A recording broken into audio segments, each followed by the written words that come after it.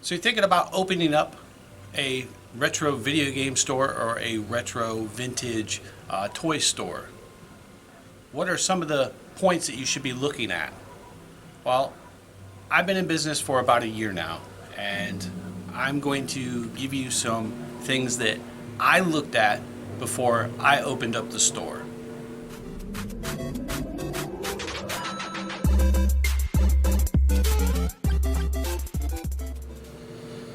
It's a big step, opening a business, especially when it comes to video games or toys, because video games and toys are something extra. Usually it's kids, usually it's men that are of age that would want to buy toys that when they were kids. So it's kind of a real niche thing. So the first thing that I looked at was location. I'm in the mall. I don't have the highest traffic in the world, but I am in the mall. I get people who walk in every single day, even to this day, a year later, saying, I didn't know you were here. Well, I do a lot of marketing.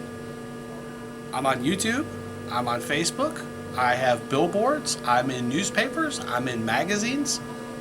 Another part of the location. Is there any other stores in the area? In my case, there is. One of the biggest reasons I opened up this store is because the other store that is in this area was never open. It'd be Saturday at 1 o'clock in the afternoon, and I'd go to this game store when I was just collecting, and they wouldn't be open. Matter of fact, they closed down for months at a time. So I saw an opening, and I thought I would take it. Number 4, capital.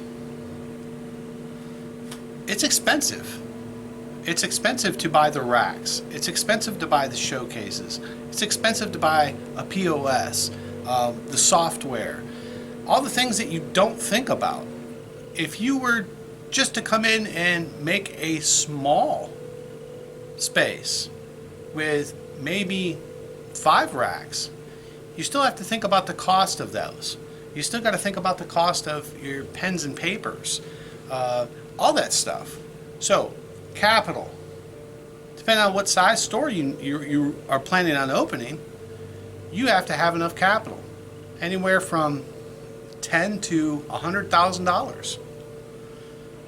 Number 3, employees. Are you going to be the one working? Are you going to be there, 5 to 7 days a week, however often you are open? Or do you plan on getting employees? If you plan on getting employees, can you handle employees? I've been in management for a long time. I know how to handle people. I want this place to be a fun place to work, but it also has to be serious. We're dealing with customers. We're dealing with money. We're dealing with expensive product. And sometimes it is best to do it yourself, unless you have some good employees. So that's another thing to think about. Are you going to do it yourself? Or are you going to have employees? If you're going to do it yourself, do you have a full-time job? Are you ready to let loose of that paycheck that you get every week or 2 weeks, or how often you get paid, for a unknown, for something that you might not get a paycheck from, because maybe you have a horrible week at the store and you don't have enough money to pay yourself? So it's another thing you got to look at. Number 2, and to me this was the most important reason, why are you doing it? Are you doing it to make money? Because if you're doing it to make money, most small businesses do not make money in the first year or 2. Usually it takes a long time to build up before you start making a profit. People got to learn that you're there. You got to build inventory.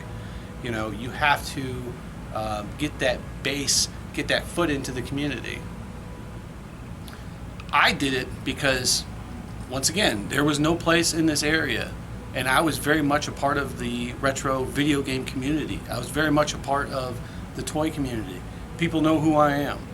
And there was no place for kids to go and hang out and play Magic, talk about games or anything else besides the local GameStop.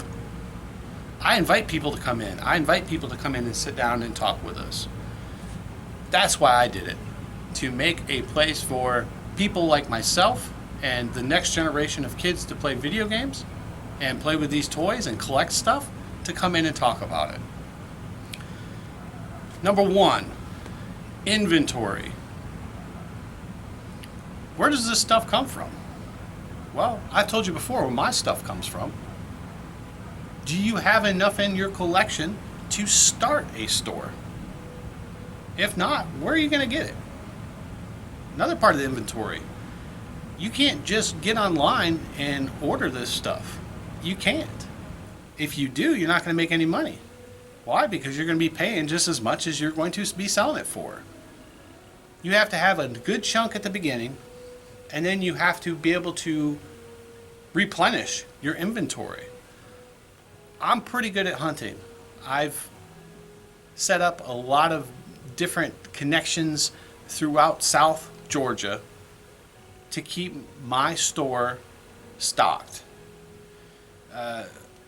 Every week I go out hunting, and every week I come back with some fantastic stuff. Now, I do buy, sell, trade. So I do have people that come in, but I can't 100% rely on that, because you don't know what's going to come in.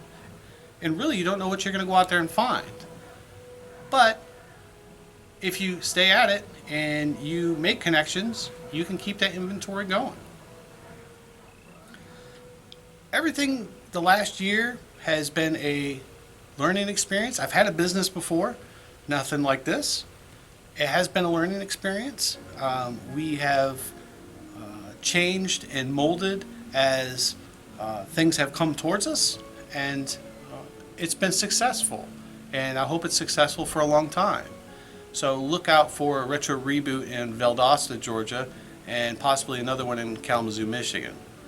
That's the plan. So if you have any questions for me, leave them down below. I'll answer them the best I can. If you are opening up a new store, good luck to you. I see things like GameStop going out of business, and as much as I don't really like GameStop, that's not a good thing. That's one less place for gamers to go. So with Retro Reboot, I'm Dan. See ya.